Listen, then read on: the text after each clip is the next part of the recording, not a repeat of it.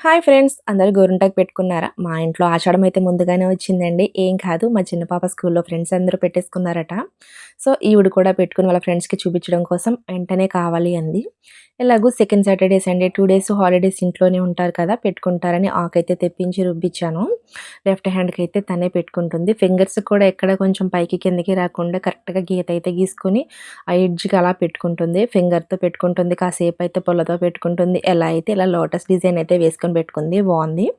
Right హ్యాండ్‌కైతే నేనే పెట్టానండి. ఈ విధంగా పండింది. నెక్స్ట్ డేకైతే కలరొచ్చింది.